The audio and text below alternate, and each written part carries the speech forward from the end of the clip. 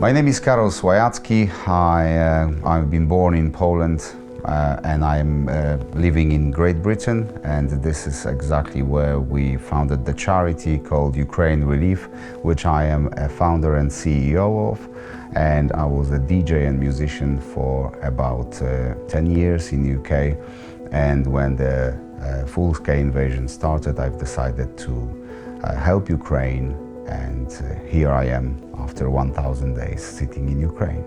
So when the full-scale invasion has started, then personally I was in my house sitting with my wife on the sofa, and when we watched the news, I said very clearly to my wife, we need to do something to help Ukraine and all these refugees.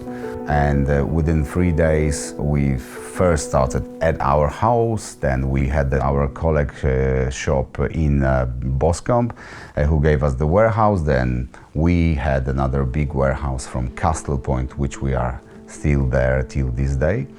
And how this all started from bottom of our hearts, because I'm Polish person, our history with Russia is well known to everybody, and I strongly believe that it had an impact on my decision of keep supporting Ukraine for as long as we need to.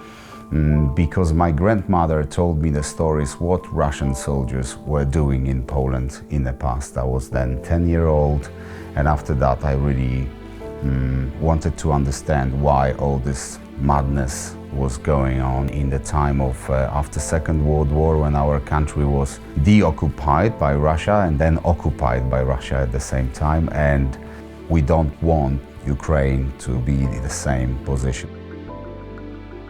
I traveled to Ukraine for the first time in my life in May 2022, and I decided to come here, and I can say I thank God I did, because we arrived in many places. We've met fantastic people in Ukraine. They have taken us to many places, including Kharkiv, where the Russians were there.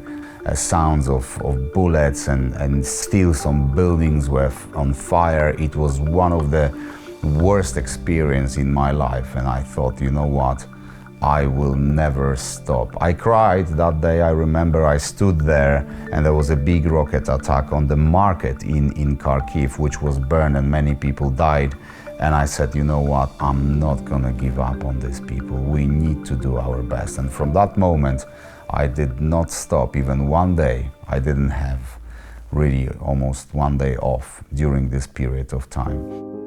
And I think we can be proud to say that our charity supported Ukraine with now over 5,000 tons of aid, but not only humanitarian aid. We've been supporting people at the front line, people who suffer, who stayed at the front line. We've been supporting electricity generators, over 300 generators. I think we overcome any kind of dreams. For the small charity that started on a sofa in our home, that we came to the charity which sent over 400 vehicles, big trucks. You know, now we are logistics. We're sending trucks from Germany, Netherlands, Poland, UK, one from Sweden, and we still sending it. We're helping other charities to get aid here because of our logistic channels that we've built.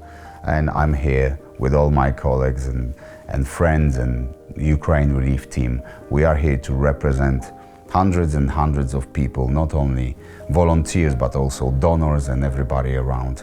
We're here to tell you that we are with you, and we will never stop helping Ukraine until it's free.